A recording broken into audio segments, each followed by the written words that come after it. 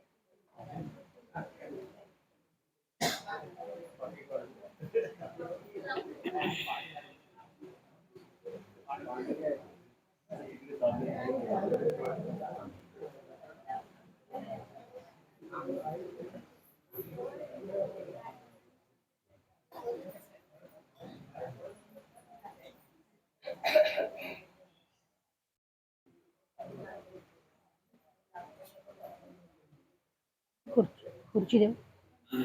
Doctor हो हो त्यांना पुढे करणार आहे ना भाऊ. तुम्हाला खुर्ची देऊ. हो हो.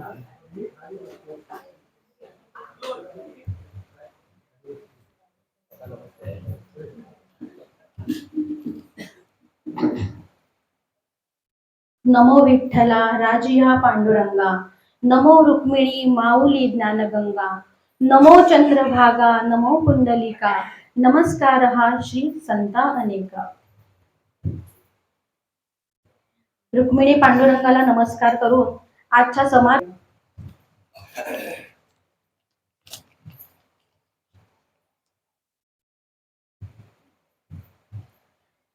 आज आपल्यामध्ये आहेत पूर्वाश्रमीच्या राजश्री भाटवडेकर, आताच्या सौ डॉक्टर राजश्री गजानन महाजनी. आज त्या संगीत या विषयावर बोलणार आहेत. त्यांचा मी येथे परिचय करून देते. गायिका डॉक्टर सौ राजश्री गजानन महाजनी या केवळ गायिका नसून त्या गायिका, कवयित्री, शिक्षिका हे पद देखील त्यांनी भूषविले आहे.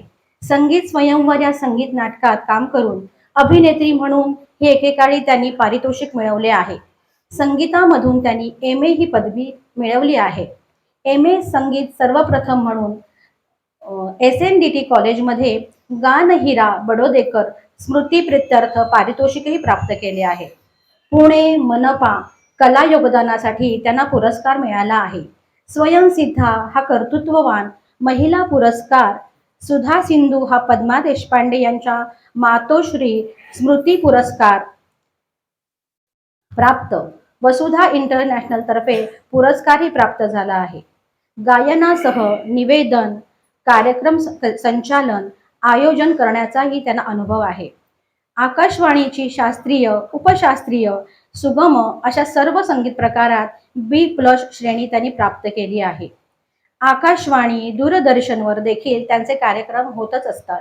तसेच त्यांनी भेंडी बाजार घराणा गायन महोत्सव, आग्रा घराण्याच्या पंडित बबनराव हळदणकर यांच्या बंदिशीसाठीही गायन केले आहे.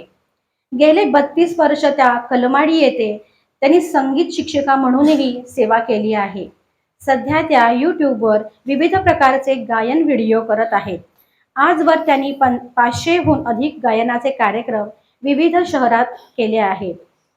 दगडूशेठ हलवाई ट्रस्ट, दत्त हलवाई ट्रस्ट, विविध गजानन महाराज मंदिरे, कमला नेहरू दत्त मंदिर, ओंकारेश्वर, तुळशीबाग, जंगली महाराज, शंकर महाराज मठ,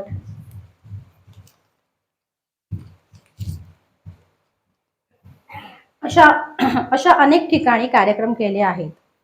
सवाई गंधर्व महोत्सवात गेली 28 वर्ष स्वयंसेवक तसेच त्यांनी अनेक कलाकारांना तानपुऱ्याला साथही केली आहे, ज्यामध्ये मालिनीताई राज ठाकूर, एन राजम ते कौशिकी चक्रवर्ती पर्यंत यांचा समावेश आहे.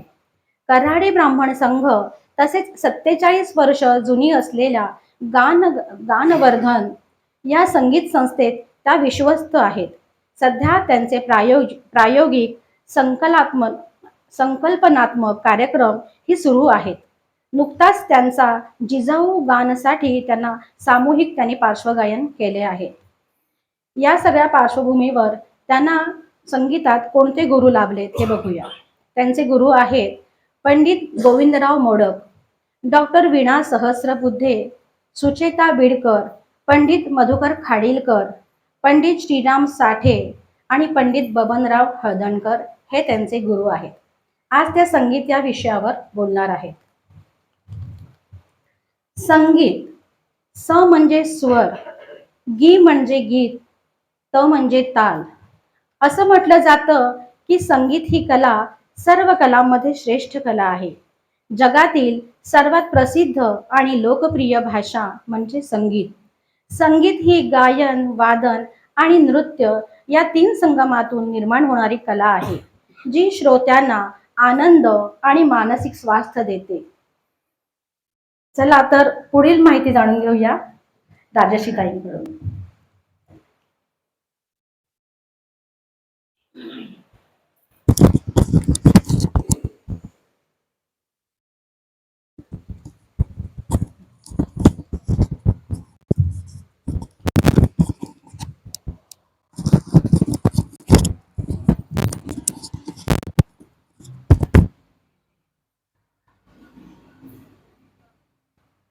हॅलो, ऐकू येते?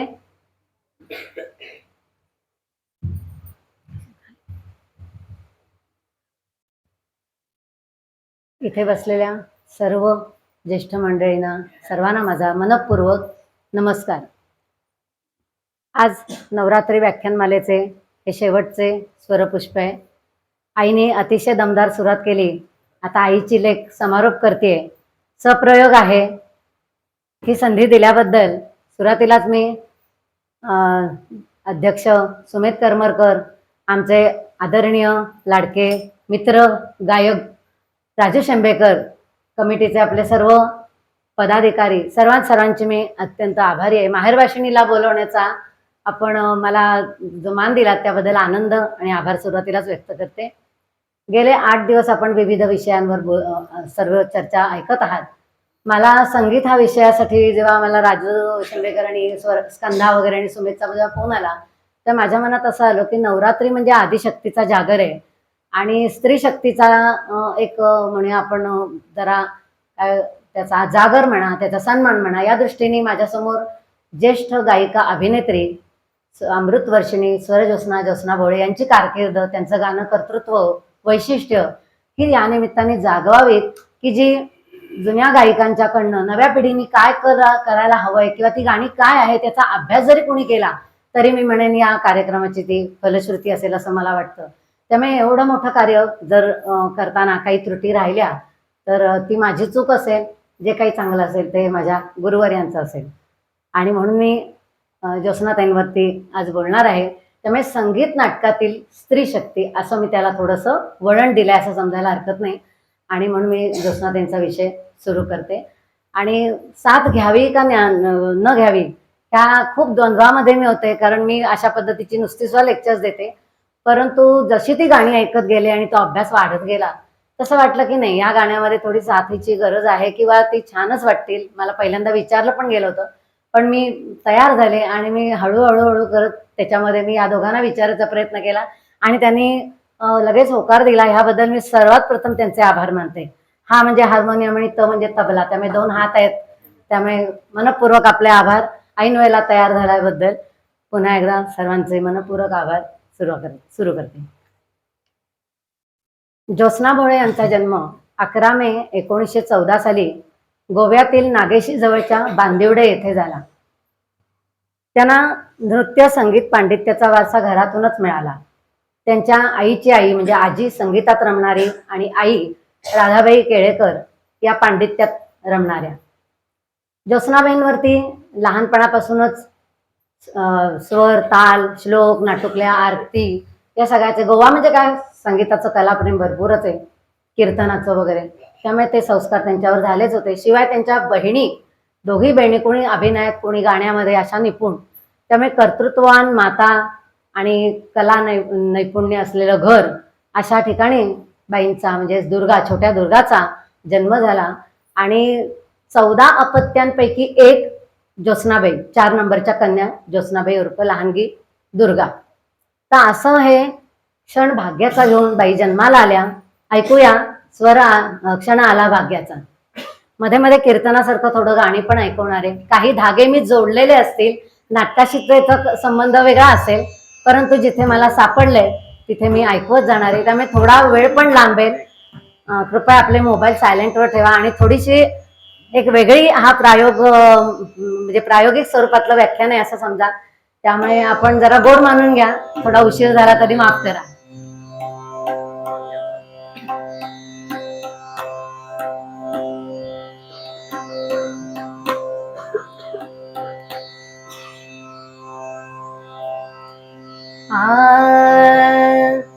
क्षण आला भाग्याचा, क्षण आला भाग्याचा, क्षण आला भाग्याचा, भाग्याचा आला सौख्याचा, आला सौख्याचा, आला सौख्याचा. हसत मोदे नाचत नादे, हसत मोदे नाचत नादे, हे मन माझे, हे मन माझे.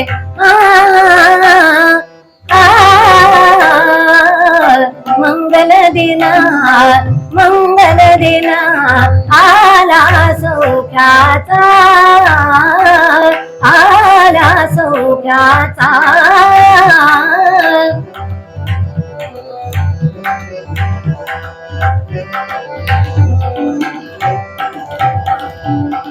प्रेममया जीवनिया, प्रेममया जीवनिया, जरी राहिले रंगोनिया, जरी राहिले रंगोनिया.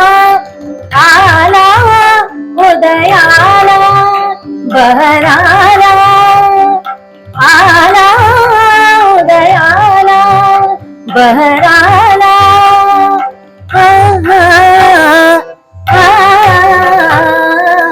मंगल दिन, मंगल दिन आला सौख्याचा, आला सौख्याचा, आला सौख्याचा, आला सौख्याचा. क्षणाला, क्षणाला, क्षणाला भाग्याचा, आला सौख्याचा, आला सौख्याचा.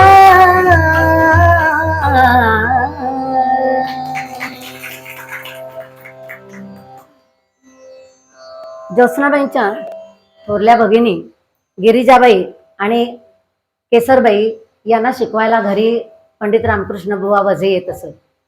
छोटी दुर्गा आसपासच असे, त्यामुळे संगीताचे संस्कार आपोआप त्यांच्यावर होत होते. आणि त्यांची हुशारी इतकी की बहिणी काही विसरल्या तर त्या लगेच काही त्यांना म्हणून दाखवत. तेव्हाच या दोघी मोठ्या भगिनींना त्यांच्यातल्या सांगीतिक क्षमता, आकलन, हुशारी याची प्रचिती आली आणि म्हणून त्यांनी त्यांना मुंबईला आणलं. आणि गोवा ते मुंबई आणि संगीत प्रवास इथून सुरू झाला.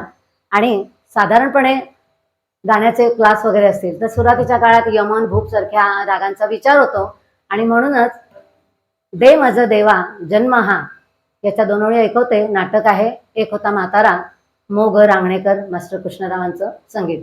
मगाचं कुलवधू 1942चं आणि मास्टर कृष्णरावांचं संगीत होतं आणि क्षणाला भाग्याचा गीतकार होते मो ग रांगणेकर.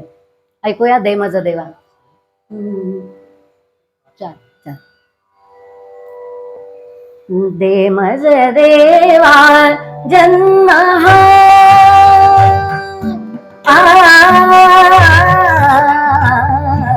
दे मज देवा जन्म हा, भासे जरी मी पतिता पुन्हा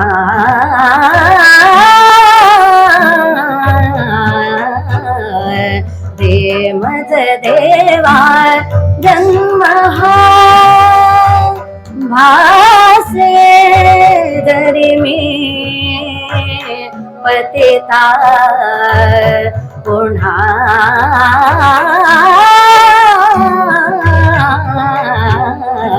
दे मज देवा जन्म हा.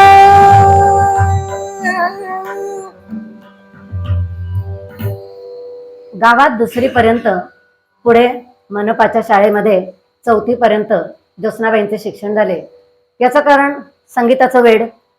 त्यांनी सांगितलं की मला गाणंच खूप करायचं आहे, परंतु शाळेमध्ये खूप स्पर्धातून भाग घेऊन त्यांनी शाळेचं आणि आपलंही नाव मोठं केलं.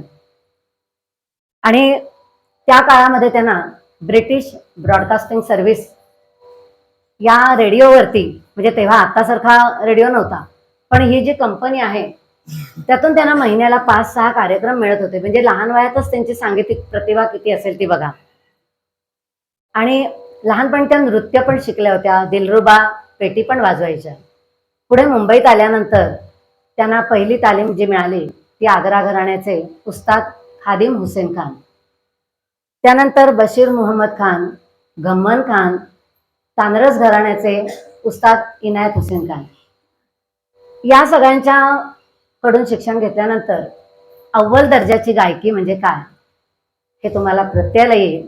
आणि म्हणूनच आता एक बंदिश मी ऐकवणार आहे, कारण ज्योत्स्नाबाईंनी शास्त्रीय संगीताच्या मैफली खूप केल्या. जेवढं त्यांचं संगीत नाटकामधलं जेवढं योगदान आहे, तसं त्यांचं पुढच्या काळामध्ये त्यांनी शास्त्रीय संगीताच्या खूप मैफली केल्या. परंतु मधल्या काळामध्ये नाटकामुळे त्यांना पाहिजे तसा वाव देता आला नाही, ही त्यांना अखेरपर्यंत खंत होती. तरी पण ज्या काही संगीत मैफली त्यांनी केल्या त्या खूप घेण्यासारखं आहे. जी कोणी नवीन पिढी शिकत असेल त्यांनी त्याचा मागोवा नक्की घ्यायला हवं असं मला वाटतं. आणि त्या दृष्टीने मी एक बंदिश निवडली आहे, ती आहे राग शिवकौस मधले. शिवरंजनी आणि चंद्रकौस या 2 रागांच्या मिश्रणातून ही बंदिश आहे. ऐकूया.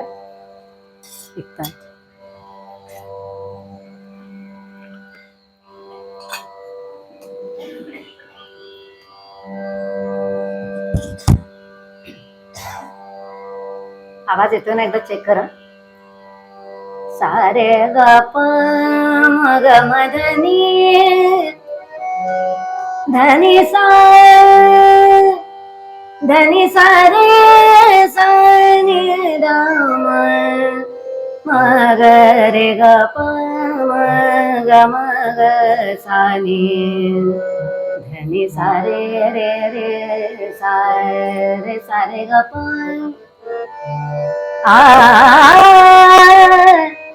ध्यान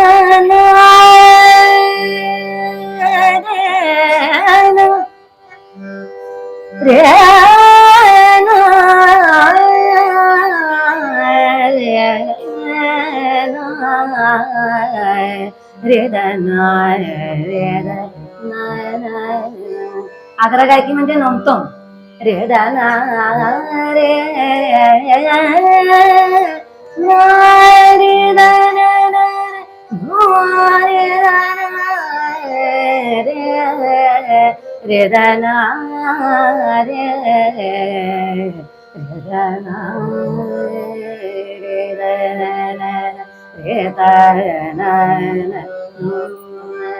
रे दाना रे प्रीत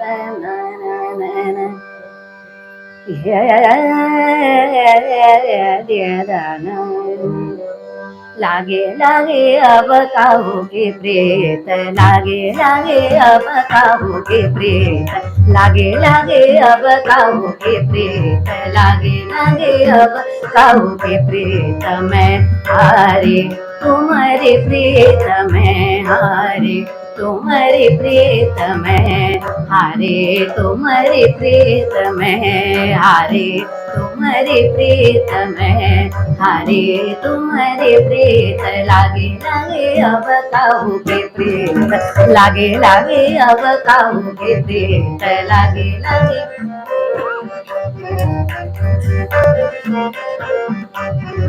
लागे लागे अब काहू के प्रीत लागे लागे अब काहू के प्रीत लागे लागे अब काहू के प्रीत लागे लागे अब काहू के प्रीत लागे लागे अब काहू के प्रीत लागे लागे अब काहू के प्रीत लागे लागे अब काहू के प्रीत मैं हारे तुम्हारे प्रीत में हारे तुम्हारे प्रीत में हारे तुम्हारे प्रीत में हारे तुम्हारे प्रीत लागे लागे अब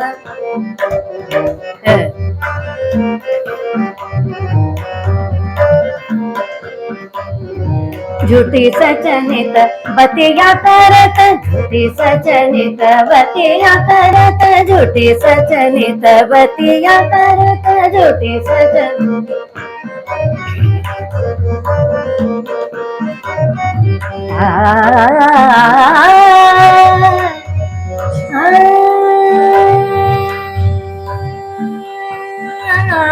झूठी सचनित बतिया करत झूठी सचनित बतिया करत झूठी सचनित बतिया करत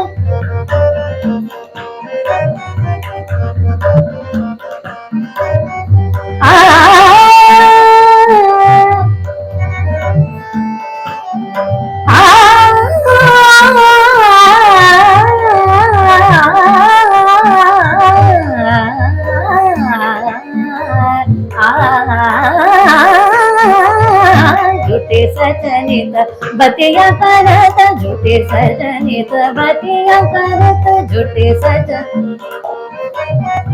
झूठे सचनित बतिया करत झूठे सचनित बतिया करत देखी मनोहर तुम्हारी रीत देखी मनोहर तुम्हारी रीत लागे लागे अब काहू के प्रीत लागे लागे अब लागे लागे अब काहू के प्रीत लागे लागे अब काहू के प्रीत लागे लागे अब काहू के प्रीत लागे लागे लागे अब काहू के प्रीत लागे लागे लागे अब काहू के प्रीत लागे लागे अब काहू के प्रीत लागे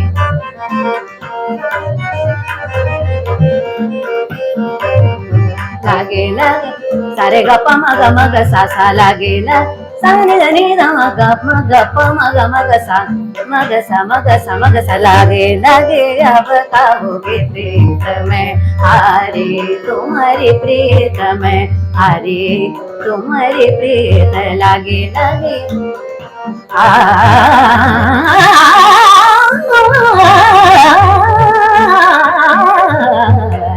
लागे लागे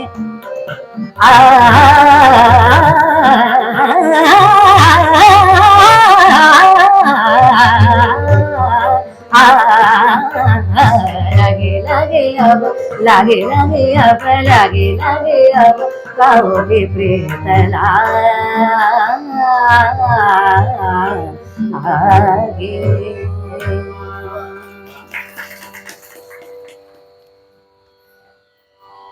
असं उत्तम उत्तम गुरूंकडून मार्गदर्शन मिळाल्यानंतर रागसंगीताचा पाया किती पक्का होऊ शकतो हे तुम्हाला आता मी ज्या पुढे काही रचना ऐकवणार आहे विविध संगीतकारांनी जशा पद्धतीने संगीत दिलंय त्यात ज्योत्स्नाबाईंनी किती कलाकुसर केली आहे आणि आपला संगीताचा बेस जर असा पक्का असेल तर आपलं गाणं हे फुलत जातं आणि त्याचा परिणाम एक वेगळाच असतो. वेगवेगळ्या गुरूंच्या मार्गदर्शनामुळे पुढे नंतर बाईंनी केशवराव भोळे यांच्याकडे पण शिक्षण घ्यायला सुरुवात केली. भावगीताचं शिक्षण होतं ते. त्याआधीची थोडीशी सामाजिक सांगीतिक पार्श्वभूमी पण लक्षात घेतली पाहिजे. तर ज्योत्स्नाबाईंचं रंगभूमीवरील पदार्पण हे काय आहे त्याची आपल्याला नक्कीच जाणीव होऊ शकते. संगीत रंगभूमीचा 1911 ते 1922 हा सुवर्ण काळ मानला जातो. कारण उत्तम कथानक, उत्तम नटसंच, कथानक आशयपूर्ण, विविध पदांची भरपूर रेलचेल आणि सगळं काही उत्तम, रागसंगीत शिकलेले, अभिनय गुण संपन्न असे सर्व नट कलाकार आणि भरपूर रागविस्ताराला वाव, तानांचा एक छान त्याच्यामध्ये वेंडोळी, लोकांना ते सुरुवातीला फार आवडत गेलं संगीत. लोकांनी अतिशय उत्तम त्याला प्रतिसाद दिला. आणि याच्यामध्ये काही जे नाटक कलाकार होते त्याच्यामध्ये बालगंधर्व, मास्टर दीनानाथ, केशवराव भोळे, लोंढे, फाटक, जोगळेकर अशा अनेकांचा त्याच्यामध्ये सहभाग होता. रसिकांनी इतकं भरभरून प्रेम केलेलं या संगीत रंगभूमीला हळूहळू नंतरच्या काळामध्ये उतरती कळा लागली. ह्याच्यामध्ये असं झालं की संगीताने अतिरेक केला. नको असताना सुद्धा उगीचच संगीत घुसडायचं, संगीत नाटक आहे म्हणून वगैरे वगैरे. आणि त्यामुळे बाबूराव जोशी यांनी आपल्या संगीताने गाजलेली रंगभूमी या पुस्तकामध्ये जसं म्हटलंय तसं की संगीताने रंगभूमी गाजली, नंतरच्या काळात गांजली आणि ते संगीतही गंजलं. त्यामुळे इतकं संगीत की लोकांना कंटाळा येऊ लागला. आता ते किती वेळ ते गात बसणार आहेत. म्हणजे 2 जर पात्र उभी आहेत त्यातला एक गद्यनट असतो तर त्याने किती वेळ नाटकी आव आणायचा, ह्याला सुद्धा काही मर्यादा आहे. तानांची बेंडोळीच्या बेंडोळी, मग मी कमी नाही तोही कमी नाही असं करत करत पदांची संख्याही मुळात भरपूर आणि वेळ खूप जायला लागला. आणि अशातच अर्थातच काळाची पावलं बदलत असतात, त्याचं भान ठेवणं आवश्यक असतं. जे पुढे नाट्यमन्वंतरनी वगैरे केलंय ते पुढे येणारच आहे. आणि त्यामुळे काय झालं की सांगीतिक परिस्थिती ही अशी बदलायला लागली. दरम्यान नाटक कंपनीला उतार पडू लागला. ह्याच्यामध्ये अजून एक कारण असं झालं की 1929ला G.N. जोशी यांच्या राना रानात गेली बाई शिळ या भावगीताने रसिकांना वेळ लावलं. महाराष्ट्रभर हे गाणं गाजत राहिलं. आणि हे हलकं फुलकं गाणं त्याच्यामध्ये लोकांना जे पाहिजे होतं त्या भावभावांना पोचवण्याची एक वेगळीच ताकद त्या भावगीतात होती. त्याच दरम्यान पुढे लगेच 30 साली बोलपटांचा जमाना सुरू झाला. नाटक मंडळ मी आत्ताच म्हटलं असं बंद पडायला लागल्या, नटमंडळी कमी होऊ लागले वगैरे सगळ्या कारणांमुळे ज्योत्स्नाबाई पण या दरम्यान भावगीत शिकायला लागलेल्या होत्या. 1930 ते 35 या काळात त्यांनी पुढच्या काळामध्ये अनंत काणेकर, आणखी के नारायण काळे यांच्याही भावगीतांना म्हणजे त्याचं गायन करून त्याच्या सगळ्या त्यांनी मैफली, त्याच्या पुढे त्याच्या ध्वनिमुद्रिका निघाल्या, ज्या पुढच्या काळामध्ये केशवराव आपल्या मैफलीमध्ये गात असत. तर ज्योत्स्नाबाई भावगीत शिकत असताना म्हणजे 1930 नंतर गिरिजाबाई म्हणजे त्यांच्या थोरल्या भगिनी या नाटकात काम करत होत्या आणि ज्योत्स्नाबाई केशवराव भोळे यांच्याकडून भावगीत शिकत होत्या. मधल्या सांगीतिक परिस्थिती मी मुद्दाम सांगितली कारण पुढे आपल्याला त्याचा संदर्भ जोडायचा आहे. तर या गिरिजाबाईंना घरकुल या नाटकासाठी के नारायण काळे यांनी विचारलेलं होतं. आणि गायक, संगीतकार, प्रयोगशील संगीतकार म्हणून केशवराव भोळे हे त्याला संगीत देणार आणि गिरिजाबाई घरकुल या नाटकामध्ये भूमिका करणार असं ठरलेलं होतं. पण केशवरावांची एकीकडे नियुक्ती आणि त्याच वेळेला भावगीत शिकणाऱ्या ज्योत्स्नाबाई यांच्यामध्ये जणू काही प्रेमबंध निर्माण झाला होता असं मला आम्ही समजून 1-2 वेळे ऐकवते. ते आहे, ये जणी ये माघारी, क्षणभर वळुनी बघ मम नयनी, मूर्ती आपुली. रांगणेकरांच्याच एक होता म्हातारा, मास्टर कृष्णरावांनी संगीत दिलेल्या 2 ओळी. मी त्याचा संदर्भ फक्त एवढंच लावते की नाटकातली कथा दरवेळेला म्हटलं असं वेगळी आहे, पण ज्योत्स्नाबाईंच्या मनातलं प्रेम याच्यात मला वाटतं असं म्हणून मी ते एक पदरचना त्याने ऐकतो.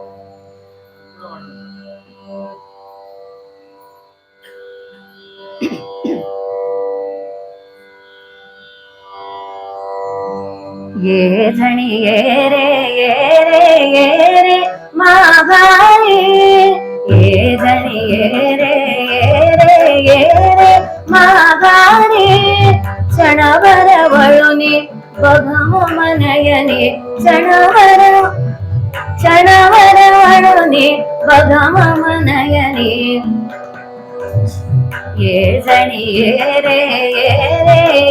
रे माघारी क्षणभर वळुनी बघ मनयनी मूर्ती अपुरी ये जणी ये रे माघारी ये जणी ये रे माघारी क्षणभर वळुनी बघ मनयनी मूर्ती अपुरी जणी ये रे माघारी जणी ये रे माघारी. कारण भावगीत शिकत असतानाच त्यावेळेला हे प्रेम फुलत होतं आणि नंतर त्याने 1932ला प्रेमविवाह केला. दोन्ही घरातनं प्रचंड वादळ उठलं, पण ज्योत्स्नाबाई इतक्या बाणेदार की त्यांनी ते सगळं निभावलं आणि खऱ्या अर्थी त्यांचं संगीताचा संसार आणि संसाराचं संगीत सुरू झालं. कमी वय कमी शिक्षण असूनही ज्योत्स्नाबाई डगमगल्या नाहीत आणि त्यांनी सगळं निभावून नेलं.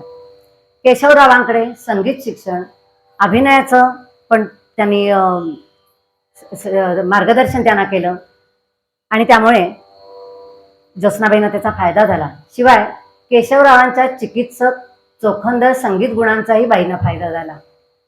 शब्द स्वर यांचं नेमकं साहचर्य त्यांना त्यांच्याकडून शिकता आलं. अर्जुनाच्या निष्ठेने त्या शिकत राहिल्या.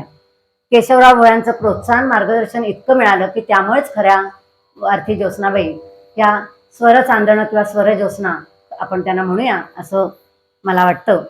केशवराव भोळांनी त्यांना सर्वतोपरी सहाय्य केलं, प्रोत्साहन दिलं आणि साध्या सुध्या व्यक्तिमत्वाच्या ज्योत्स्नाबाई प्रख्यात गायिका आणि अभिनेत्री होण्यामध्ये यांचा केशवरावांचा खूप मोठा वाटा आहे. तर तुझं आणि माझं जमेना या नाटकामध्ये बाईंनी एक पद गायलंय. नाटक तेच आहे, तुझं आणि माझं जमेना. मोगल रांगणेकर यांच्या गीताला श्रीधर पार्सेकर, गोव्याचे श्रीधर पार्सेकर जे उत्तम व्हायोलिन वादक होते, त्या व्हायोलिनिस्ट यांनी त्याची चाल दिलेली आहे. हे युगलगीत आहे, त्यामुळे काही वरचे स्वर मी खाली गाणार आहे.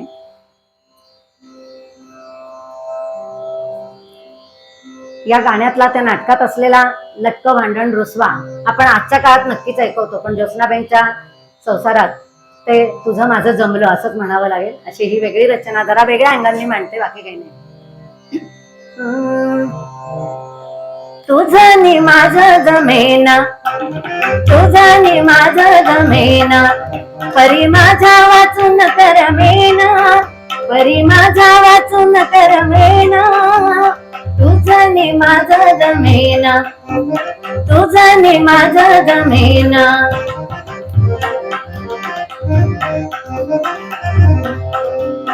आवड तुझला भांडायाची, आवड तुझला भांडायाची, तू शोधिसे संधी त्याची, तू शोधिसे संधी त्याची. कैसं होईल जीवन सुखकर, कैसं होईल जीवन सुखकर, जोवर तव ही रीती, जोवर तव ही रीती. हेच सुखाचे साधन सखये, हेच सुखाचे साधन सखये. तरुणाच्या संसारी, तरुणाच्या संसारी, मानशील का तू मजराणी, मानशील का तू मजराणी. होईन राजा मी त्या क्षणी, होईन राजा मी त्या क्षणी. तू राजा मी राणी जोवरी, तू राजा मी राणी जोवरी. कोण कोणाचा धनी, कोण कोणाचा धनी. केव्हा मी तव स्वामी, केव्हा केव्हा मी तव स्वामी, केव्हा तू माझे स्वामिनी, तू माझे स्वामिनी. तुझं नि माझं जमेना, तुझं आणि माझं जमेना, तरी माझ्या वाचून करमेना, तरी माझ्या वाचून करमेना, तुझं आणि माझं जमेना, तुझं आणि माझं जमेना, तुझं आणि माझं जमेना.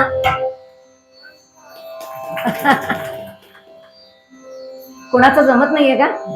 त्याला भावनांना वाट मिळाली असेल तर धन्यवाद. मगाशी सांगितल्याप्रमाणे सांगीतिक परिस्थितीनुसार सारखी एकच गोष्ट घडली की माणसाला कंटाळा येतो ना. त्यामुळे नाविन्याचा शोध सुरू होतो. रंगभूमीवरील बालगंधर्वांच्या आकर्षक प्रभावी गायन आणि तो काळ एकीकडे, आणि दुसरीकडे G.N. जोशी, झेल रानडे, केशवराव भोळे आदींच्या हलक्या फुलक्या भावगीतांच्या सांध्यावरती बाईंचे संगीत फुलत होते, घडत होते. 1932च्या आसपास के. नारायण काळे, अनंत काणेकर, श्री वर्तक, केशवराव दाते, पार्श्वनाथ आळतेकर या सगळ्या मंडळींना जागतिक रंगभूमीवरचे जे काही पडसाद होते, म्हणजे त्याचा जो प्रभाव होता, त्या नाट्यलेखन आणि तत्सम प्रभावाने काहीतरी नवं काहीतरी करावं असं वाटायला लागलं. नव्या स्वरूपातली नाटकं रंगभूमीवर आणावीत असं वाटून त्यांनी 1 जुलै 1933 साली आंधळ्यांची शाळा हे नाटक आणलं. मी तत्पूर्वी त्यांनी नाट्य मनवंतर ही संस्था स्थापन केली. रंगभूमी सुधारायला हवी, चांगली नाटकं यायला हवीत, रंगभूमीवरील नटसंच हा सुशिक्षित असावा, आणि सगळ्यात महत्त्वाचं म्हणजे स्त्रियांनीच स्त्रियांच्या भूमिका करायच्या. आता जे मी म्हटलं त्याप्रमाणे आपल्या सर्वांना ज्ञात आहे, बालगंधर्व, मास्टर दीनानाथ वगैरे वगैरे सर्व पुरुष लोक स्त्रियांच्या भूमिका करत होते. त्यामुळे आता जर काही बदल करायचा, मनवंतर घडवायचं, तर काहीतरी वेगळं पाहिजेच ना. आणि म्हणून ज्योत्स्नाबाईंना इथे संधी मिळाली. तर ती 1 जुलै 1933 साली आंधळ्यांची शाळा या नाटकामध्ये स्त्रियांनी स्त्रियांच्या भूमिका करायच्या. आणि आधीचं मी सांगितलं तसं की नटसंच पण सुशिक्षित पाहिजे, वेगळी नाटकं आली पाहिजे, हा सगळा उद्देश डोळ्यासमोर ठेवून हे नवीन नाटक आणलं गेलं. आणि अनंत काणेकर आणि केशवराव भोळे गीत संगीत. तर त्या नाटकासाठी काम करताना विक्रम गोखले यांच्या आजी म्हणजे कमलाबाई गोखले, पहिल्या महिला अभिनेत्री, त्यांना विचारलं, दुर्गाबाई खोटेंना विचारलं, त्याच्यानंतर हिराबाई बडोदेकर, त्यांच्या भगिनी कमलाबाई बडोदेकर, या सर्वांना विचारलं. परंतु कोणावरच भरवसा न वाटल्याने घरच्याच मंडळींना का विचारू नये असा एक प्रस्ताव पुढे आला. आणि मग श्री वर्तकांच्या पत्नी म्हणजे पद्माताई वर्तक आणि ज्योत्स्नाबाई यांच्याकडे त्या भूमिका आल्या. नाट्य मनवंतर मधील सुशिक्षित सुसंस्कृत लोकांमुळे चार चौघात कसं बोलायचंय काय वगैरे हे जे साहजिक येणाऱ्या गोष्टी आहेत त्या, आणि नाटक रंगभूमीवरचे बारकावे या लोकांकडून ज्योत्स्नाबाईंना शिकायला अजून मिळाले. केशवरावांनी तर शिकवलेच होते थोडेफार, पण या मंडळींच्या उद्बस असल्यामुळे त्यांना अजूनही ते शिकता आलं. आणि अनंत काणेकर यांची सुरुवातीला 2च भावगीतं या आंधळ्यांची शाळा या नाटकामध्ये होती. त्याचं संगीत केशवरावांचं आणि गायिका असणार होत्या ज्योत्स्ना भोळे. तर नाट्य मनवंतरच्या या भूमिकेने, आंधळ्यांच्या शाळामधील बिंबाच्या भूमिकेने बाईंचं रंगभूमीवरील पदार्पण झालं आणि खऱ्या अर्थी मनवंतर घडलं. नाटकातलं संगीत, अभिनय यामध्ये मी आंधळीच होते, पण या शाळेत मी डोळस झाले असं स्वतः ज्योत्स्नाबाई म्हणतात. या नाटकाने बाईंचे रंगभूमीवरील पदार्पण जे झालं ते खरं म्हणजे भीत पाऊल टाकलं गेलं होतं. परंतु केशवरावांनी त्यांची भीती कमी केली आणि त्यांना प्रोत्साहन दिलं. आणि मग पुढची सगळी नाटकं ही सहज हसत खेळत निर्माण होत गेली. आंधळ्यांच्या शाळामध्ये मी आता म्हटलं तसं पहिल्या 2 गाण्यांनंतर अजून एक गाणं जे आलं ते म्हणजे आला खुशीत समिंदर, हे नाटकातलं मी गाणं ऐकवते, खूप छान आहे ते. एक गाणं अजूनही सगळ्या लोकांना माहिती आहे आणि त्याला लोकप्रियता खूप छान मिळाली. अनंत काणेकर केशवराव भोळे आंधळ्यांची शाळा 1933.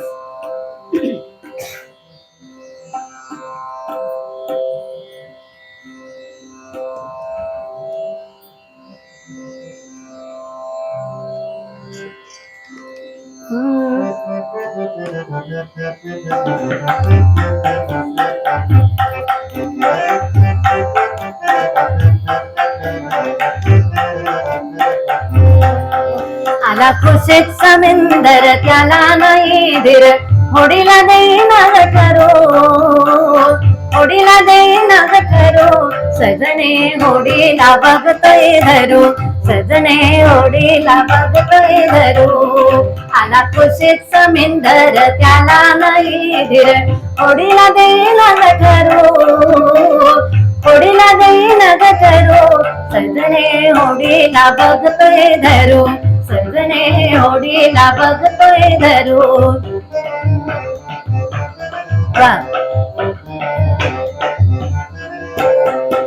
हिरव हिरव पाचोवणी जळ सफेद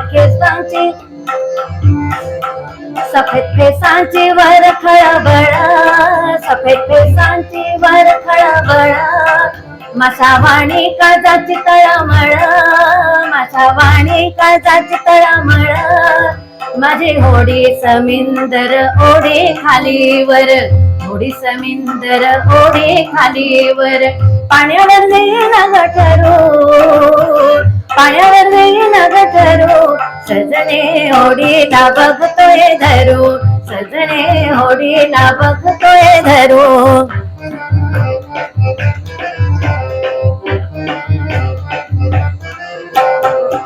तांड फुटे आभाळांतरी तांड फुटे आभाळांतरी रक्तावाणी चमक पाण्यावरी रक्तावाणी चमक पाण्यावरी तुझ्या गालावर तस काहीतरी ग तुझ्या गालावर तस काहीतरी तुझ्या गालावर तस काहीतरी ग तुझ्या गालावर तस काहीतरी झाला खुळा समिंदर नाजूक होडीवर खुळा समिंदर नाजूक होडीवर लाटांचा धिंगा सुरू सजने लाटांचा धिंगा सुरू सजने होडीला बघतोय धरू सजने होडीला बघतोय धरू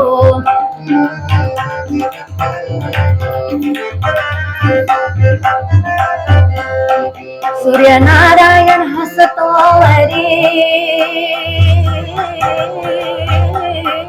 सूर्यनारायण हसतो वरी सोन पिकलं दाही देशांतरी सोन पिकलं दाही देशांतरी आणि माझ्याही नवख्यावरी आणि माझ्याही नवख्यावरी आला हसत समिंदर हसत समिंदर डुलत सावर हसत समिंदर डुलत सावर थोडीशी गोष्टी करू सजणे थोडीशी गोष्टी करू सजणे होडीला बघतोय धरू सजणे होडीला बघतोय धरू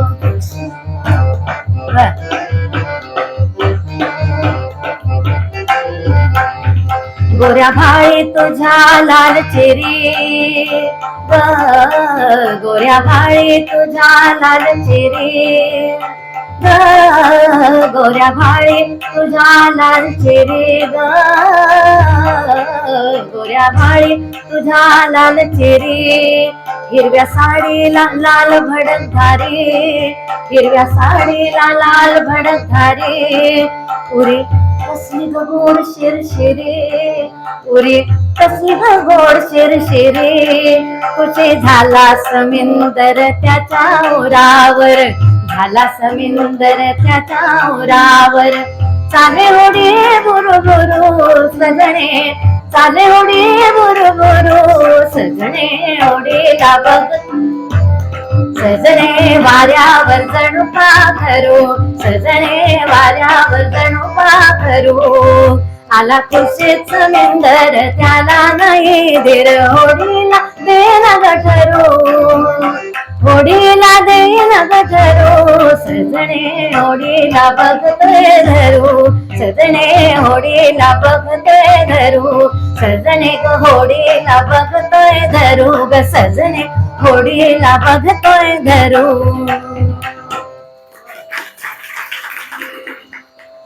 हे अर्थातच तुमच्या लक्षात आलं असेल कोळी गीताचा भाग.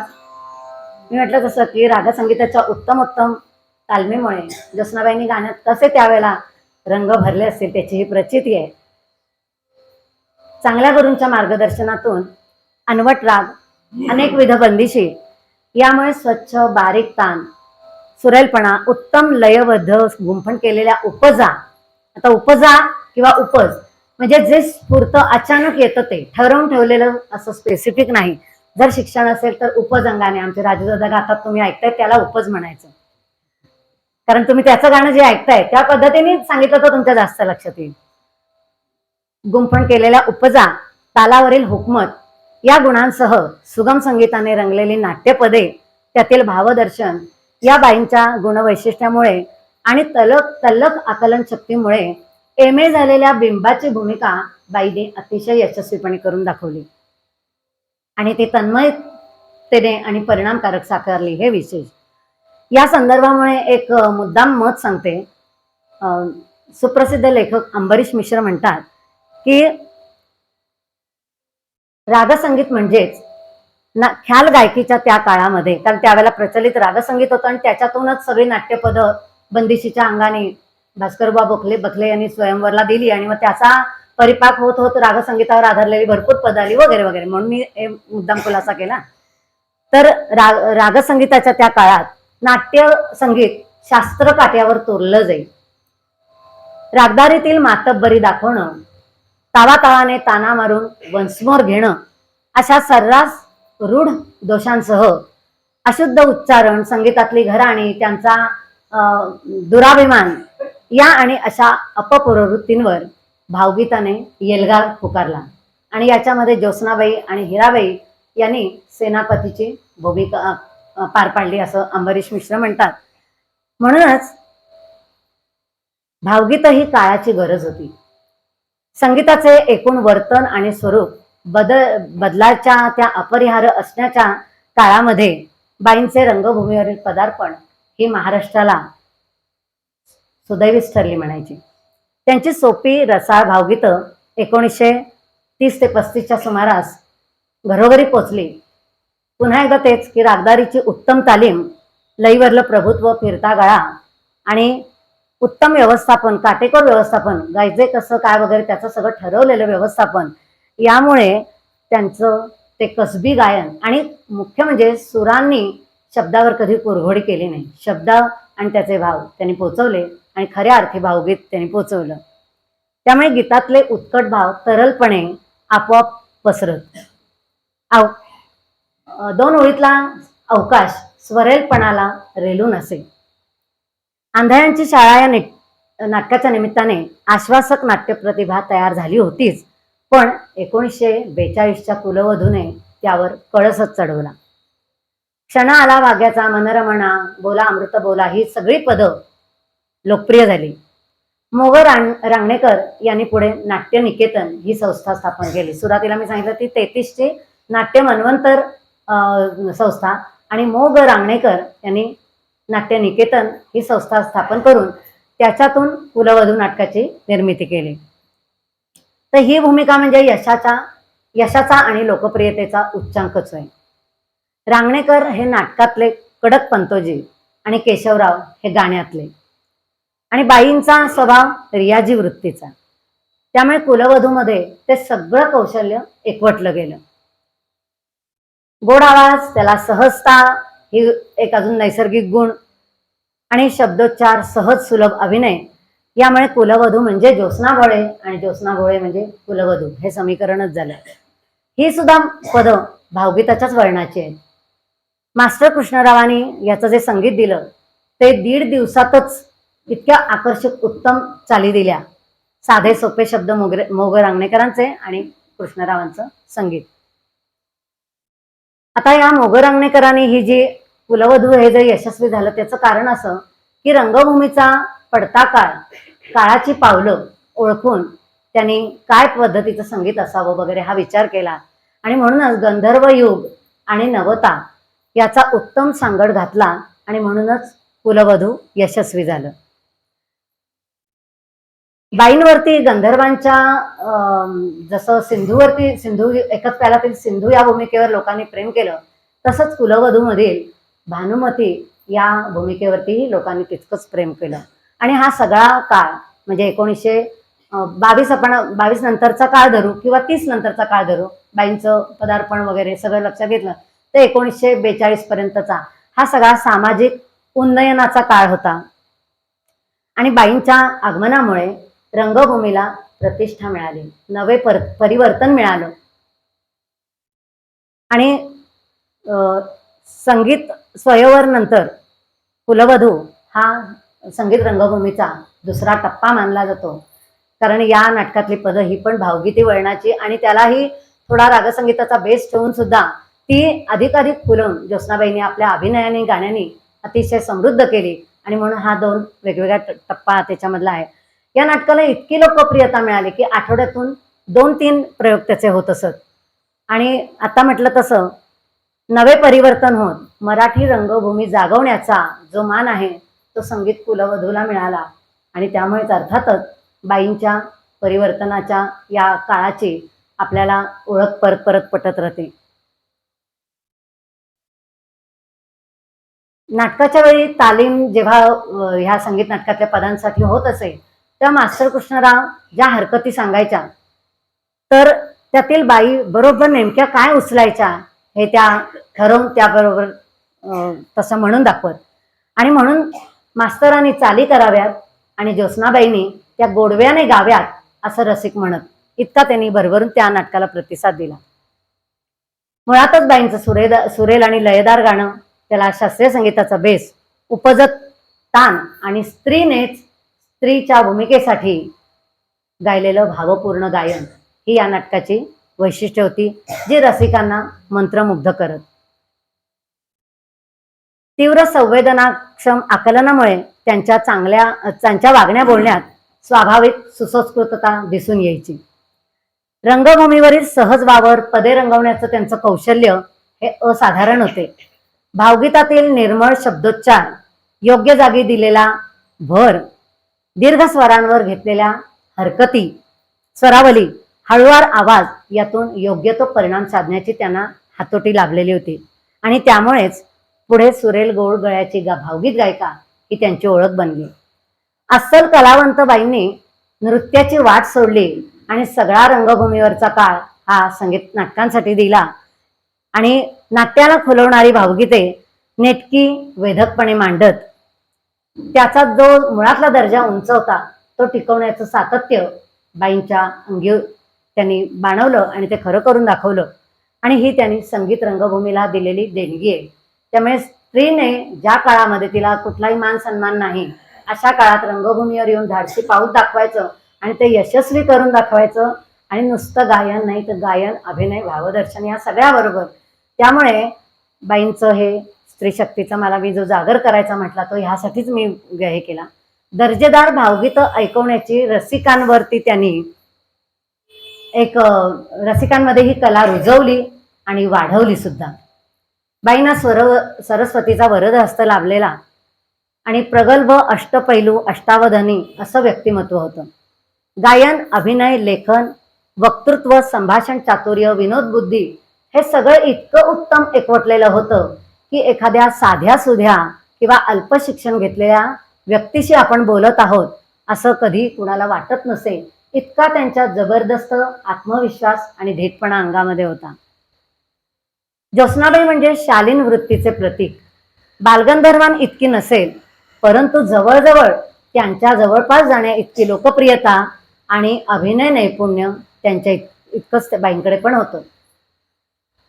रंगभूमी, अभिनय, नाट्यगीतं याबरोबर शास्त्रीय गायन, मी मगाशी उल्लेख केलाच होता की शास्त्रीय गायन सुद्धा या सगळ्यामध्ये त्यांची मातब्बरी होती. तिन्हीतही सहज वावर होता. तिन्ही ठिकाणी त्यांना अमाप लोकप्रियता मिळाली आणि त्यांची सर्व प्रकारची गाणी पुढे गाजली. मग ते सुरुवातीच्या काळातलं आंधळ्यांची शाळामधलं एकलेपणाची आगमधला विरही भाव असू दे, किंवा बहु असो तर सुंदर संपन्न की महा, किंवा प्रिय अमुचा एक महाराष्ट्र देशा, सगळ्या प्रकारची वेगवेगळ्या धाटणीची गाणी आहेत. प्रिय अमुचा एक महा एखादी ओळ ऐकूया.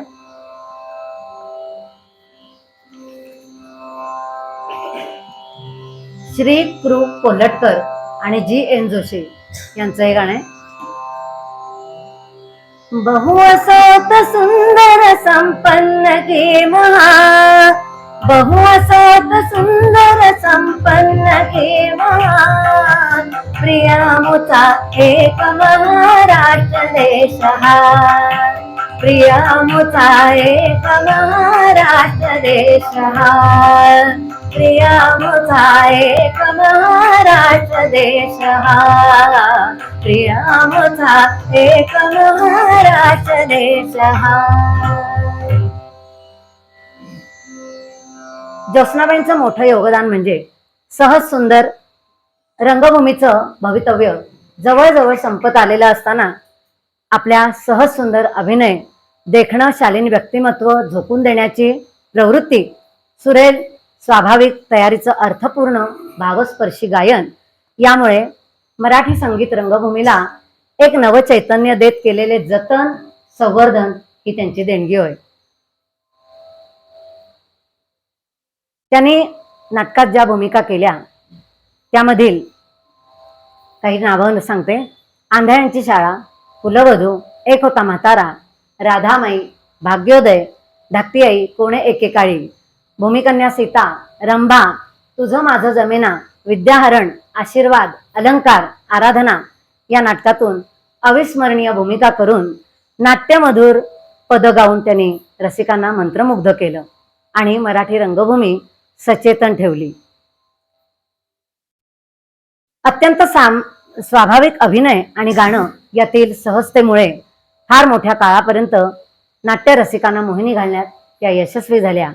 आता या ठिकाणी आपण एक राधामाई या 1954 सालातील गो नि दांडेकरांच्या शब्दांना संगीतकार स्नेहल भाटकर, म्हणजे आजकाल सगळ्या नव्या लोकांना माहिती असलेले रमेश भाटकर यांचे वडील स्नेहल उर्फ वासुदेव VG भाटकर यांनी संगीत दिलेलं खेळेल का देव माझी अंगाणी थोडंसं गाऊन दाखवते.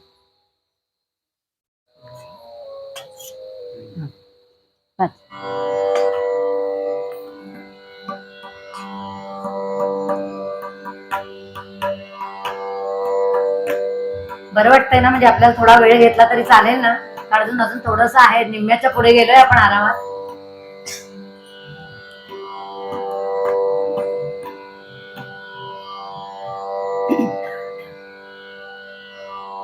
खेळेल का देव माझी अंगणी,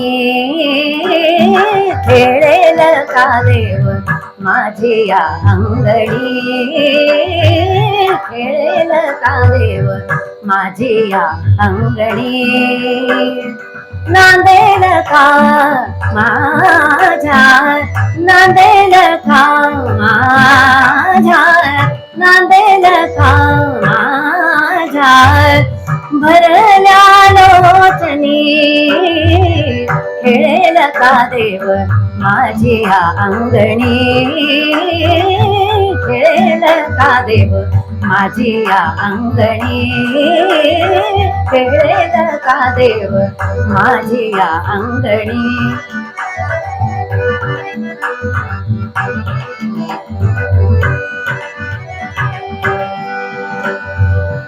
गोजिरा श्रीहरी गोजिरा, श्रीहरी गोजिरा, श्रीहरी गोजिरा, श्रीहरी गोजिरा, श्रीहरी साजरा पाऊली गोजिरा, श्रीहरी साजरा पाऊली, येईल हसत माझिया जीवनी, येईल हसत माझिया जीवनी, जीवनी खेळेल का देव माझी या अंगणी खेळेल का देव माझी या अंगणी खेळेल का देव माझी या अंगणी नांदेल का माझ्या नांदेल का माझ्या नांदेल का माझ्या नांदेल का माझ्या नांदेल का माझ्या नांदेल का माझ्या नांदेल का माझ्या भरल्या लोचनी खेळेल का देव माझी या अंगणी खेळेल का देव माझी या अंगणी खेळेल का देव माझी या अंगणी माझी या अंगणी माझी या अंगणी.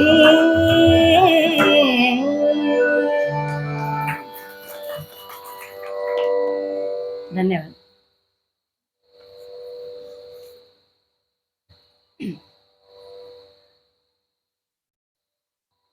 मराठी रंगभूमी त्यांनी सचेतन ठेवली असं मी आता म्हटलं तर त्यांचा कसदार अभिनय पाहताना लोकांना ते वास्तव वाटायचं. इतके रसिक प्रेक्षक त्यांच्या नाट्य अभिनयात बुडून जायचे आणि ते खरं आहे इतकं ते त्यांना वाटायचं.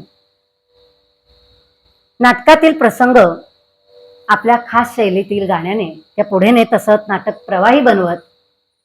त्यांचा अभिनय आणि गाणं कमालीचं एकरूप असे. नाट्यपद गाताना ती मैफल नाहीये याचं त्या भान ठेवत तानांचा भडीमार कटाक्षाने टाळत एकाहून एक नाट्यपद एकातून एक विकसित जाणाऱ्या सुरेल स्वरावलीने त्यांची नाट्यपद सजलेली असायची. अगोदरच्या स्वरावलीतील अंताच्या भागात पुढील स्वराच्या प्रारंभिक भागाची बीज दडलेली असतात. हा भाग त्या नेहमी लक्षात घ्यायच्या आणि त्या दोन्ही स्वरावलीत एक सांगीतिक सुसंवाद त्यांच्या गाण्यातून दिसायचा. छोट्या छोट्या हरकती, वेगवेगळ्या स्वरावलीची सुनियोजित आकर्षक मांडणी आणि आत्यंतिक स्वाभाविक लयकारीने सजलेलं नाट्यपद त्या हमखास त्यामुळे त्यांना वन्समोर मिळायचा. इतक्या त्या रंगवून लोकांना समृद्ध करत होत्या, आनंद देत होत्या. त्यांच्या गाण्यात भारलेलं वातावरण निर्माण करण्याची ताकद मोठी होती. नाटक झाल्यावर त्यांचं मनन चालायचं, चिंतन चालायचं आणि सहकलाकारांना सहभागी करून घ्यायच्या आणि विचारायच्या की हे गायन बरोबर झालं ना, स्वरांचे दर्जे बरोबर लागले ना, आणि यासाठी साथीदारांची मतं घ्यायची, सहकलाकारांची मतं घ्यायची. हे किती मोठं काम आहे, नाही तर मी केलंय असा अहंभाव नव्हता त्याच्यामध्ये. नाट्यपदातील शब्दांवर कोणत्या व्यंजनावर किती आणि कसा आघात करायचा यावर त्यांनी बारकाईने विचार केलेला होता. प्रत्येक शब्द आणि व्यंजन वेगवेगळ्या प्रकाराने आघात करून तो कसा लागतो ते बघायचं, चर्चा करायची. नाट्यप्रयोग झाल्यावर सर्वांना त्यावर व्यक्त व्हायला सांगायच्या आणि त्याच्यात त्यांचा पुढाकार असायचा. आणि याचं कारण काय की नाटकाचा जो प्रयोग आहे, आजचा प्रयोग जो आहे, तो अजून पुढच्या पद्धतीने अधिक उंचावर गेला पाहिजे, मागे येता कामा नये, ही तळमळ होते त्यामागची. सततच्या अभ्यासातून, चिंतनातून पदगायनाची त्यांनी स्वतःची शैली विकसित केली होती. नाट्यपद गाताना नाटकातील त्या पात्राची मनस्थिती अभिव्यक्त झाली पाहिजे असं त्या सांगत. आणि त्यासाठीच आता एक अतिशय सुंदर गाणं आहे, भूमिकन्या सीता या नाटकातलं, ग दी माडगुळकरांचं, स्नेहल भाटकर यांचं संगीत. मी पुन्हा वनांतरी फिरेन हरिणी वाणी. जरा दम काढणार आहे त्यामुळे मी जरा दम घेते.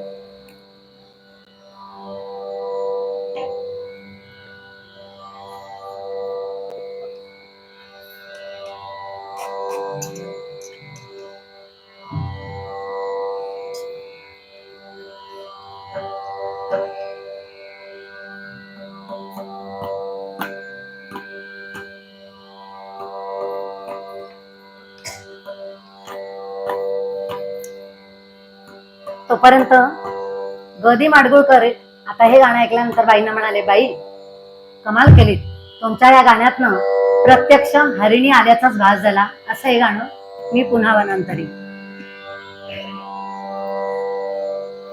मी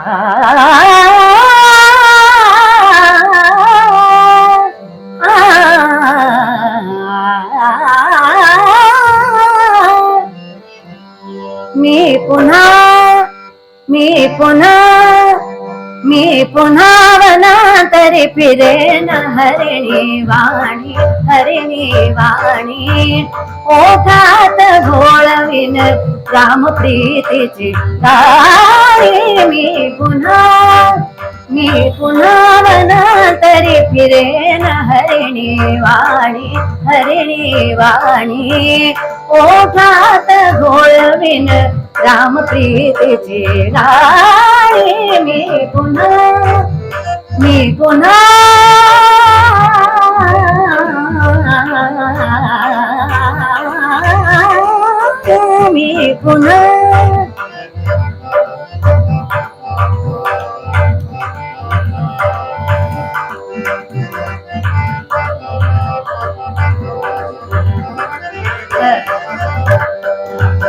पुसतील कुशल मजलता हृदय के मोगरा वालते फुलतील गल त्यावेळी देईल साथ मज दुरोण श्यामाराणी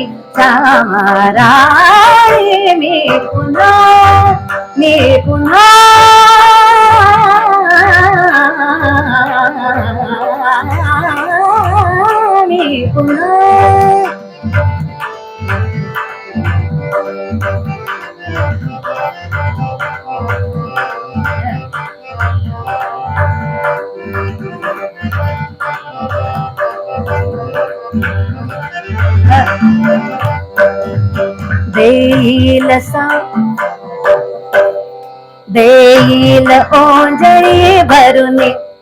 देईल ओंजळी भरुनी जांभळी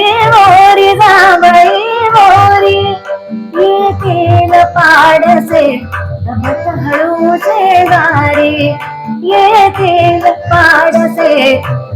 हळू शेजारी चुंबीन त्याच मी भरवीन चारा पाणी मी पुन्हा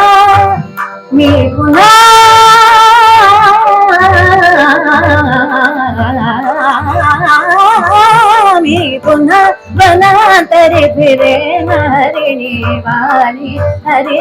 वाणी ओठात घोळवीन राम प्रीतीची गाणी मी पुन्हा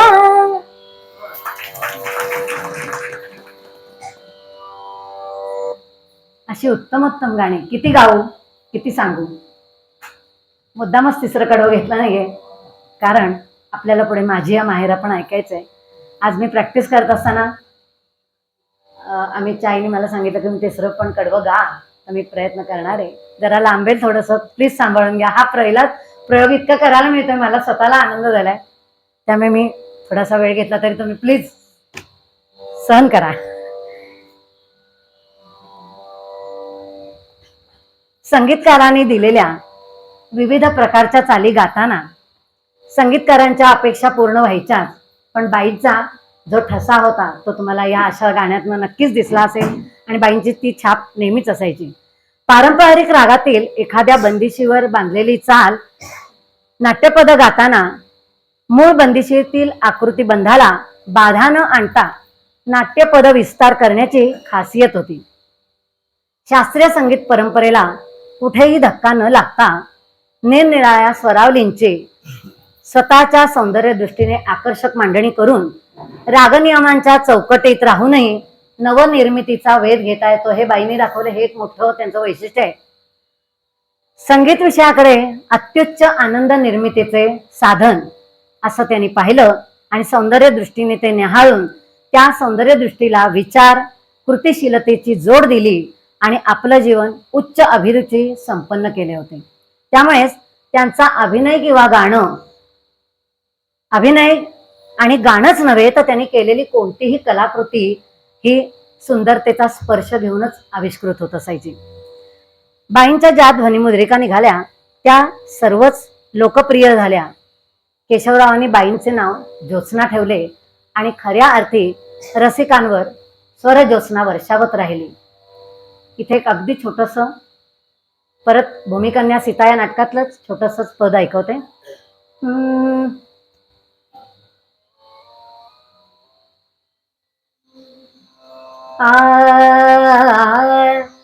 मानसी राजहंस पोहतो, मानसी राजहंस पोहतो, मानसी राजहंस पोहतो.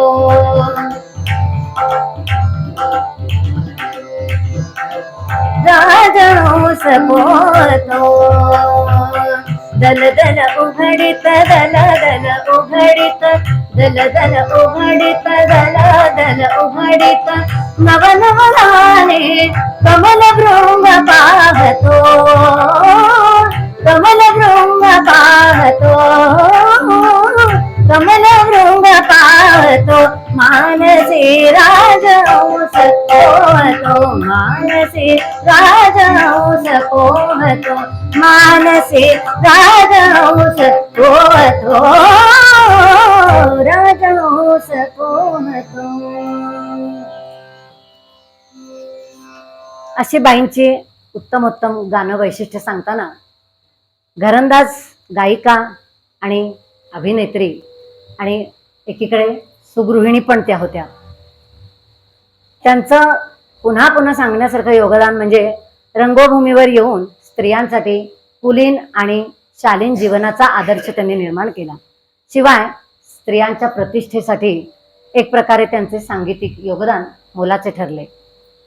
केशवरावांसारख्या सर्वमान्य नाट्य आणि संगीतज्ञ पतीला समर्थ साथ देणे असो किंवा लोकप्रियतेच्या शिखरावर असताना सुद्धा घराकडे पूर्ण लक्ष देणं यात त्या बिलकुल मागे नव्हत्या. हे लक्षात घेण्यासारखी गोष्ट आहे. नाटक संपलं की सुरुवातीला कसं झालंय काय झालंय ही चर्चा न करता मुलांच्या ओढीने घरी वेळेत निघून जात. एकामागोमाग एक 4 मुलं सांभाळत त्यांना वाढवत त्यांनी संसारही यशस्वीपणे केला. किती नाटकं किंवा शास्त्रीय गायनाच्या मैफली होत यात चुकला नाही. इतकंच काय तर तिखट मीठ ते लोणची पापड पर्यंत सर्व घरचं होत नाही म्हणून हॉटेल माहित नाही.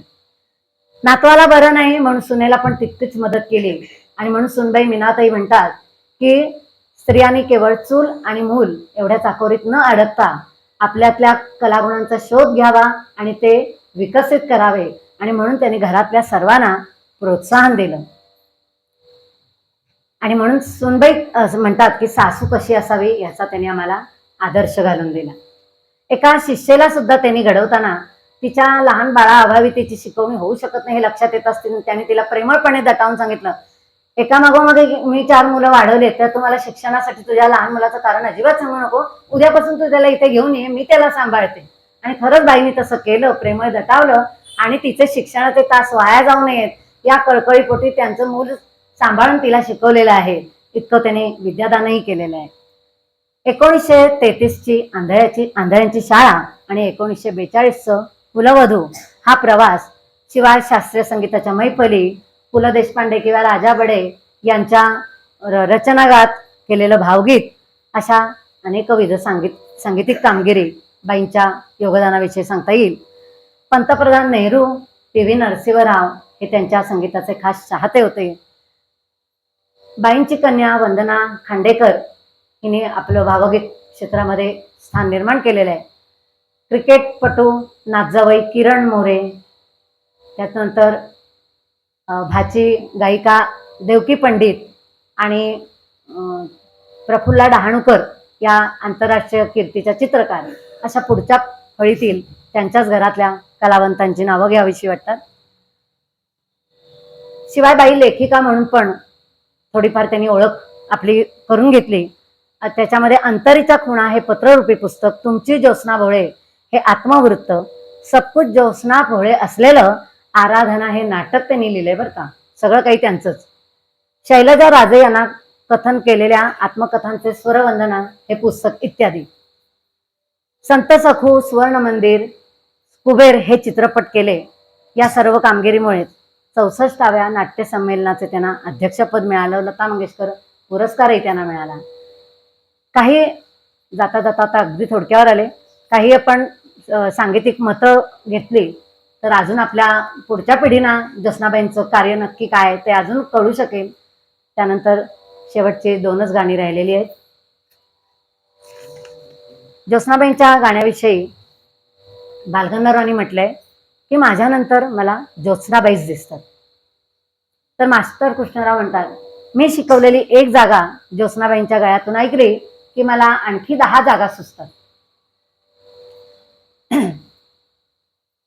बालरंगभूमीच्या निर्मात्या सुधा करमरकर, लिटिल थिएटर हे नाव ज्यांनी पूर्वी ऐकलं असेल, तर त्या तर सांगतात की मोगल आंगणेकरांच्या रंभा या नाटकात प्रमुख नायिकेची भूमिका या सुधा करमरकरांना करायला मिळाली.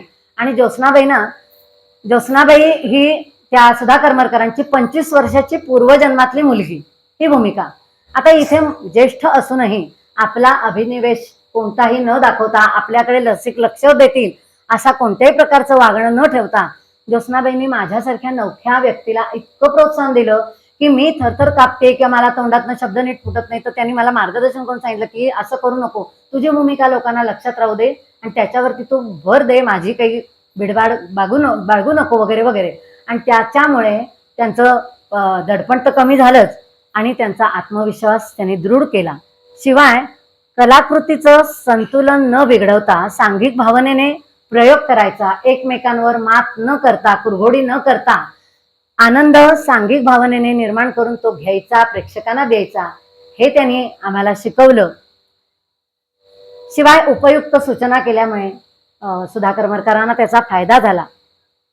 भूमिकेची हे तर अगदी लक्षात ठेवण्यासारखं आहे की भूमिकेची लांबी, रुंदी, प्रमुख की दुय्यम याच्याकडे महत्व नकोय. तर आपल्याला मिळालेली छोटीशी का होईना पण जी काही भूमिका आहे ती आपण अतिशय तडफदारपणे निभावली पाहिजे आणि रसिकांना आनंद दिला पाहिजे, ज्याचा महत्त्वपूर्ण उल्लेख सुधाबाईंनी आपल्या या ज्योत्स्नाबाईंविषयी केलेला आहे.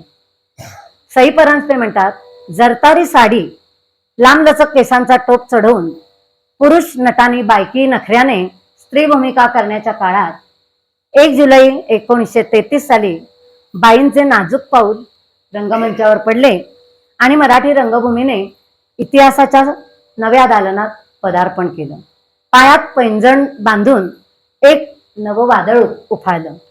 स्त्रियांच्या भूमिका करू लागल्या.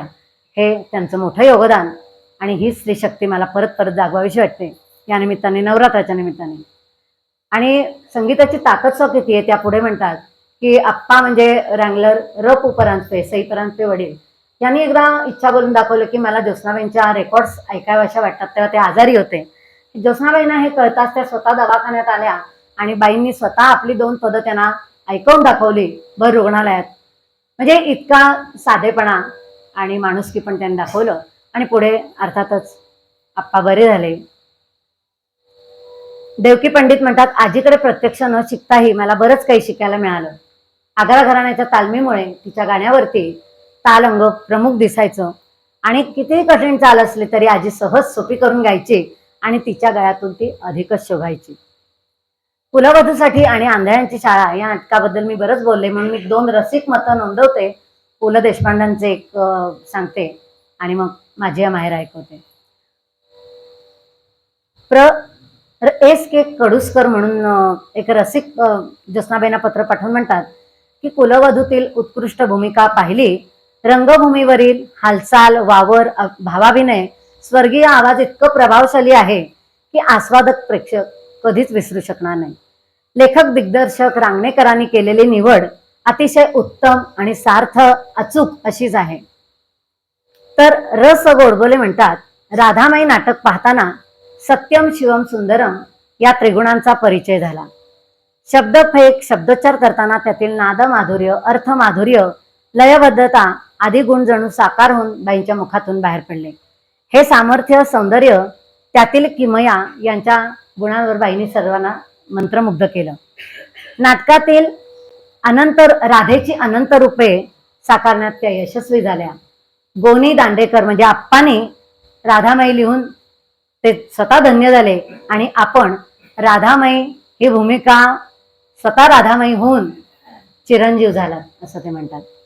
तर प्राचार्य न गो सुरू म्हणून म्हणतात की आंधळ्यांची शाळा नाटक पाहिलं, त्यातील बिंबाची भूमिका पाहिल्यावर रसिकांना बालगंधर्वांच्या नाटकातल्या भूमिका पाहिल्यानंतर ऐकल्यानंतर जो आनंद व्हायचा त्याहून सरस आनंद या नाटकाने आज मला मिळाला. याचं कारण स्त्रीने स्त्रीची केलेली भूमिका आणि तेही अत्युत्कृष्ट. नाटकातील प्रारंभीची एंट्री, नंतरची 2 चटका लावणारी गाणी आणि शेवटच्या अंकातील हृदयाला पीळ पाडणारे काव्य काम, हे सर्व संगीत व अभिनय या दोन्हींचे परिसीमा गाठणारे होते.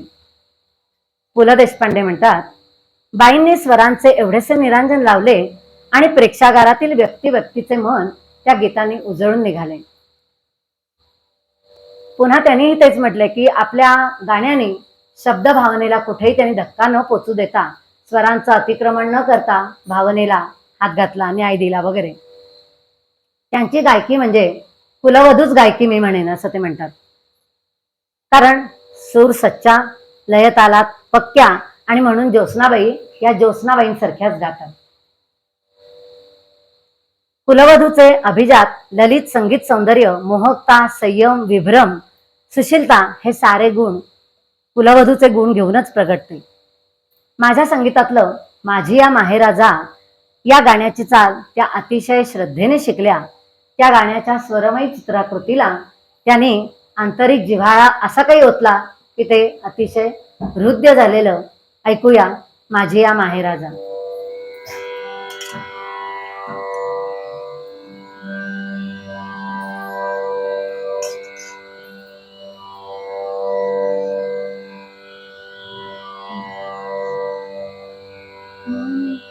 जा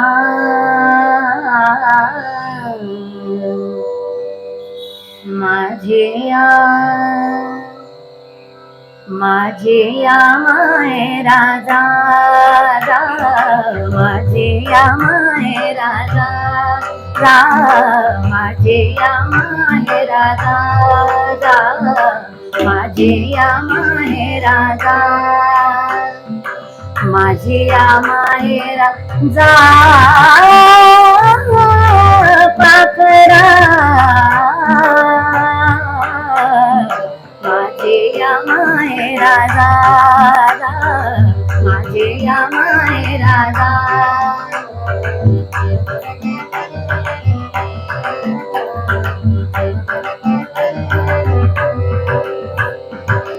देते तुझ्या सोबतीला, देते तुझ्या सोबतीला, देते तुझ्या सोबतीला, आतुरले माझे मन, देते तुझ्या सोबतीला, आतुरले माझे मन, वाट दाखवाया नीट,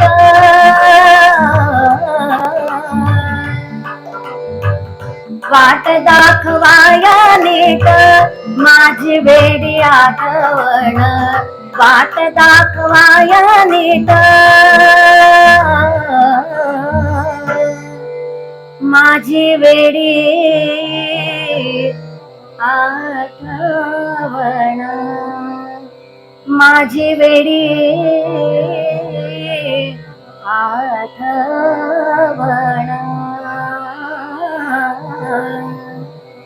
मायेची माऊली सांजेची सावली, मायेची माऊली सांजेची सावली, माझा ग माई राजा,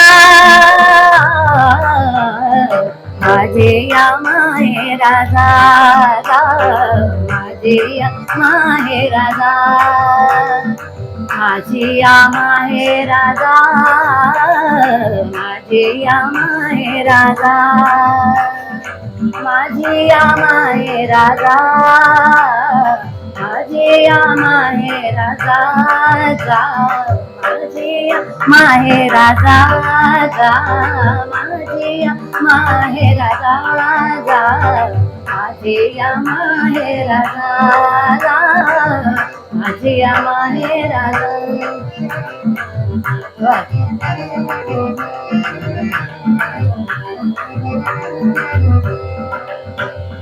माझ्या रे भावाची उंच हवेली, माझ्या रे भावाची उंच हवेली, वहिनी माझी नवीन वेली, वहिनी माझी नवीन वेली, भोळ्या रे सांबाची, भोळ्या रे सांबाची, भोळ्या रे सांबाची भोळी गिरिजा, भोळ्या रे सांबाची भोळी गिरिजा, माझी या माहेराला जा, माझी या माहेराला, माझी या माहेराला,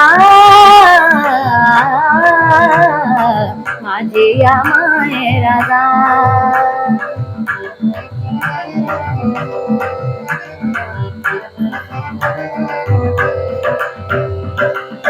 अंगणात पारिजात, अंगणात पारिजात, अंगणात पारिजात, अंगणात पारिजात, अंगणात पारिजात, अंगणात पारिजात, अंगणात पारिजात,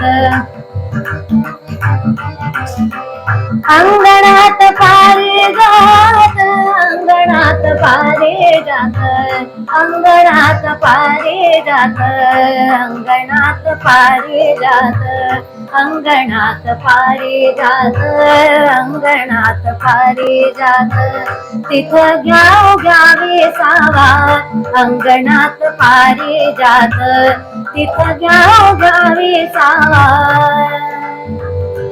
दरवळे बाई गंध, चोहीकडे गावो गावा, चोहीकडे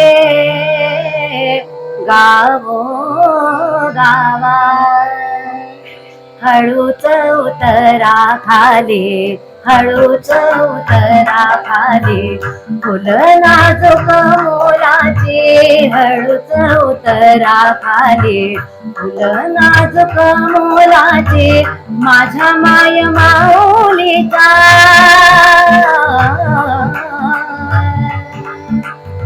काळजाचा की तोलाची, तुझी साळुंकी आहे बाई सुखी, तुझी साळुंकी आहे बाई सुखी, सांगा पाखरानो, सांगा पाखरानो, तिची लेखानी एवढा निरोप माझा, माझी या माहेराला जा, माझी या माहेरा जा, पाखरा माझी या माहेराला जा, माझी या माहेराला, माझी या माहेराला, माझी या माहेराला.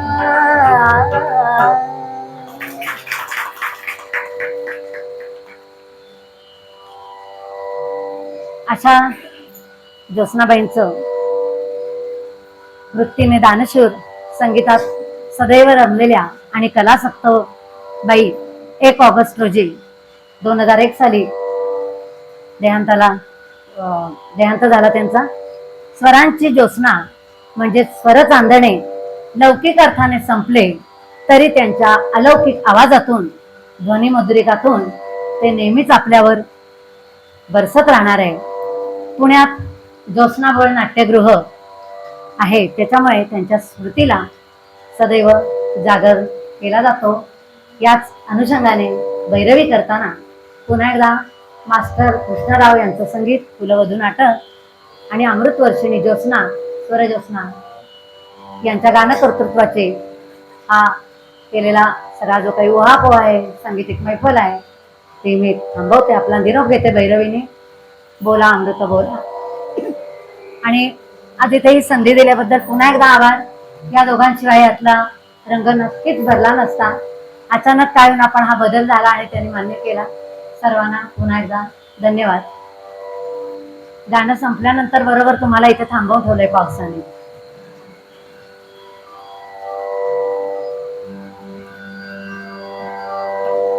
पुन्हा एकदा कमिटी, राजू दादा, सर्व आपण रसिक, माईक व्यवस्था छान.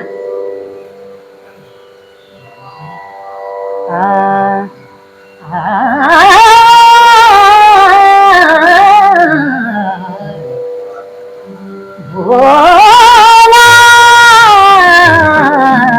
भोला भोला अमृत बोला अमृत बोला शुभ समयाला शुभ समयाला शुभ समयाला गोड बोल बोल बोला बोला बोला.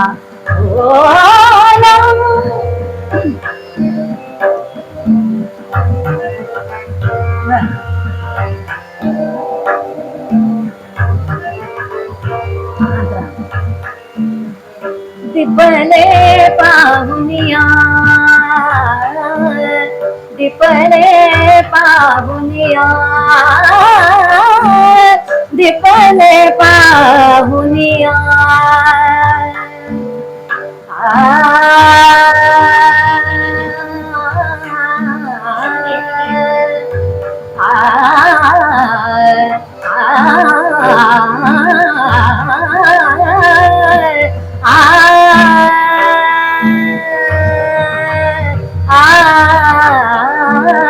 दिपले पाहुनिया दिपले पाहुनिया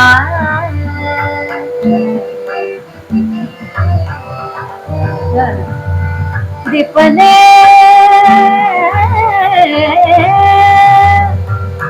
दिपले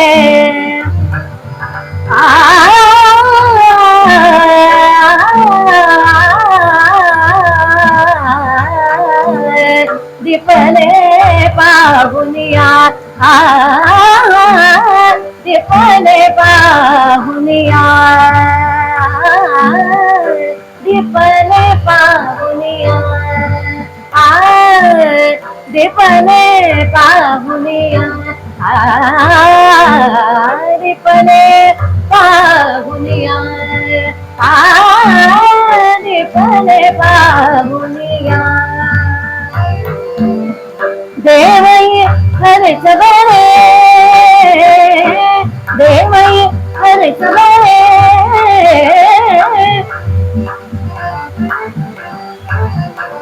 पाऊस हर्ष बरे देवई हर्ष बरे देवई हर्ष बरे देवई देवई हर्ष बरे देवई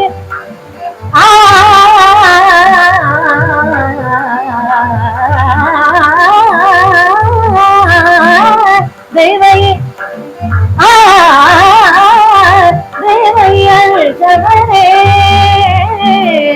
ढाळुनिया सुमने वदती ढाळुनिया ढाळुनिया ढाळुनिया सुमने वदती ढाळुनिया सुमने वदती ढाळुनिया सुमने वदती धन्य धन्य धन्य भोला भोला भोला